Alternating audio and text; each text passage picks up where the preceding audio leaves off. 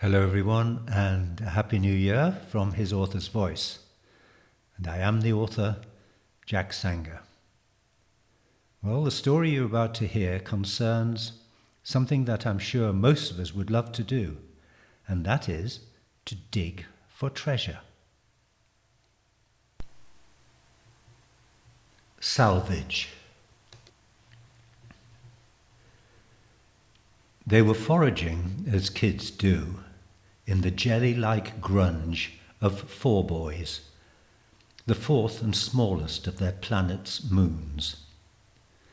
There was always something to pique their curiosity.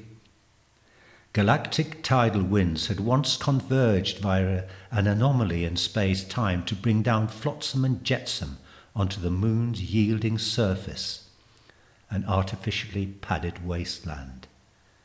This caught the fall of channeled space junk, already slowed by systems of thick gas nets. Later, when robot scavs searched the galaxy for tech, the surface was further developed as a capture pad for fast drop-offs. Those days were now long gone. Commerce had moved on, but there was a nice little treasure trove of the forgotten and the lost, if you worked at it. Mooncombing was the preserve of salvage family kids. You had to have the tools. Scoot pods with the latest detection tracker gear so you stayed a fraction above the sticky goo, recovery tackle to excavate down to where the rock lair began, and slick suits as extra protection in case you had an accident and fell in. It had been a good season. They dug up enough of a range of antique tech to pay for school 10 times over. The market for old tech was booming. Everyone, from homers to nomads, wanted cleaned and polished, mounted installations of other culture artifacts in their libraries, lounges and control rooms. Size no object.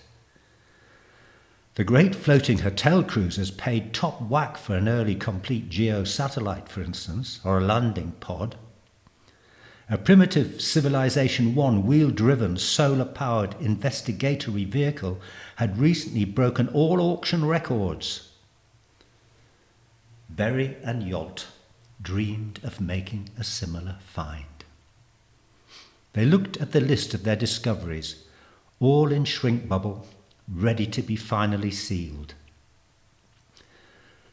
2 ship's plates with other world heroes, 1 sandglass drinking vessel complete with tube, 1 vegetal encasement with cords, crude wearing apparel, a group of radiated space fossils, reliefs on a black slab, a ship's landing light, incomplete but with magnifier in working order, a gas purifier, a multi-limbed spacesuit burnt and holed, visor cracked, a set of cutters, possibly from early food prep toolery, a number of multicoloured semi-trans balls. What do you think? Asked Yolt. Enough? Suppose. 1 more trawl? We got that signal in the deep fringe, said Berry, scratching. Anomaly reading. Try it. Last scan. They clambered into the scoot pod and set off to the horizon where the goo gave way to emerging rock needles. After a short time they located the signal. It was at the furthest reach of their bore and grapple arm. It required the scoot to circle so that the arm could claw out a big column of goo with their prize locked within it. It took most of the time they had left. Eventually it was laid out beneath the scoot. The scoot's combs, liquid jets and fine brushes cleared away the goo and other accretions. Then it was lifted gently into their hold and they headed back to the warehouse. Under archaeolites, they looked at their find and then at each other. No idea, said Barra to Yolt's inquiring visage. Well, it's definitely a container. Hit melt storms on its travels. Looks like it once had instructions on the outside. Nothing much left, except those 14 marks. It's like a map pattern I once saw, Berry murmured. Inside seems intact, images are sharp, definitely C1 tech. They stared at each other. Remember the story of Canos entering the space lander on the first age planet? Asked Yolt. Don't we all? That feeling when you know no one's touched anything for aeons. Hey, you're the first. Your name becomes everlasting. That first lander Canos found is now at a museum on Fiorgrenti Diamond. Priceless. It's called the Canos Museum. I aim to visit one day. They say that was Recovery Zero and begat all the Salvage families. This could be our Canos moment. I feel trembly, said Yolt. Time to open up. It took a while. Civilization 1 alloys and primitive metals could be delicate after prolonged space travel. You needed surgical low-power cutters. Their archaeo had to slow code. All they could do was watch as the heat welds were taken apart, atomic layer by layer. Finally, the top of the container was lifted and stacked. What they saw inside made them instantly aware that they were onto a winner. They couldn't fathom how the tech once worked, but at first inspection, all the contents were battened down to protect them against a rough passage. There was an assortment of different shapes with none too obvious usages. They left their AI to lay out everything and deep dive. Then they rested. When they returned, the sun was full. Their home planet shone spectacularly green in the viewing station, and the one visible moon at that point in the cycle hung white and glittering beside it. Now for the decoder, archaeo, said Berry. The AI switched on. In a short while, the archaeo started moving the graphic pieces around each other on the screen, trying different ways of locking. It looked as though there was a central receptor and magnifier. A shining metal disc fitted onto it. The disc was covered in diagrams. They waited. The AI was happy it had got the device synced, and then gave its analysis. It was unambiguous.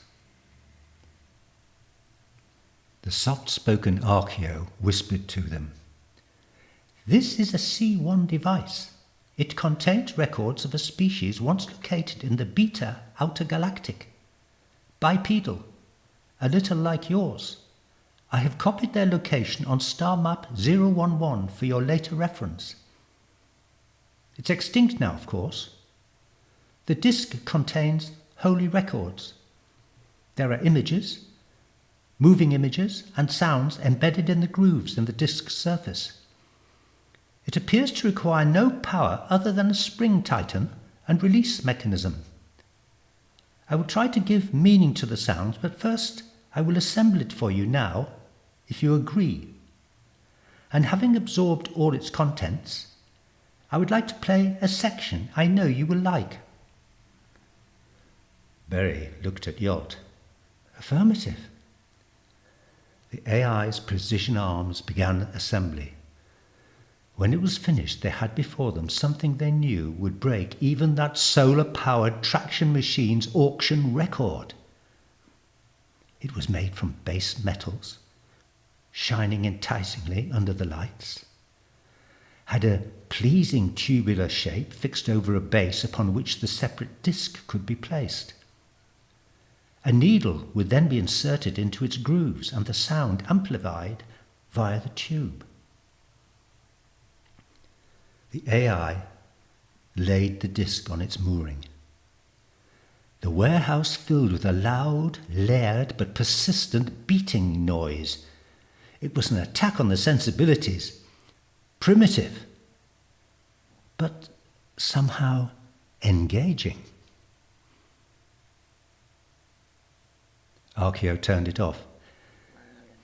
It seems to contain a creature's voice and other sound making, using percussion, vibrating strings and tubes. That's dancing music, said Yolt, nodding. That is why I chose it for you to hear first. I can give you some early indications of the meaning in the creature's words, but it is obscure. Remember, this species is extinct at its own hands. They existed aeons before yours even began. I note that you found a ship's plate with a hiero containing the same symbols that are on this disc. Their word is equivalent to our term nomad or cruiser. I will eventually be able to surmise in some detail why they sent this device into space. I suspect, though, it is a death artifact, a memorial to their doomed civilization. All civilizations want to be remembered. You have here the richest array of samples from their civilization ever collected. Images both moving and still, sounds, speech. It's remarkable. I think you have hit the jackpot, Berry and Yolt.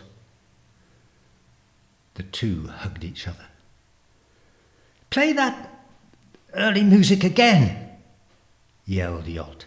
Let's celebrate. The AI reloaded the device. The strange speech patterns and repetitive primitive rhythms filled the air. Berry and Yolt danced to it, holding hands. Finally, Archaeo turned it off again. I like it. What is it saying? Berry asked. It is written in honour of a special member of its species. This is what I think it means. Wild biped creature lives under the high plants, builds home from what it can find, but it has no intelligence, except in vibrating string music. Other creatures of its species accept it because of this, and give it an honoured place among them. Does it give the special creature a name among names? Asked Berry. Like us, Berry and Yolt. All first-level civilizations develop what you call know by name. The subject of the music is called John E. among its peers, with the suffix be good, meaning it must follow species laws. Then it will stay honoured. Ah, said Berry, we have the same customs. How familiar. And does the music honour the composer? Asked Yolt, as is our custom.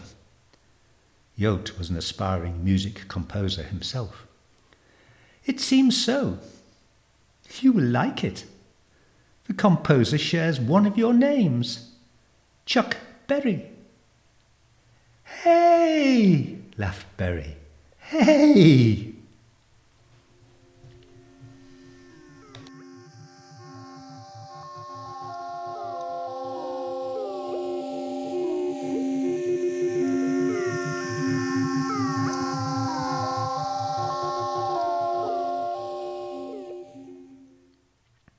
And that was Salvage.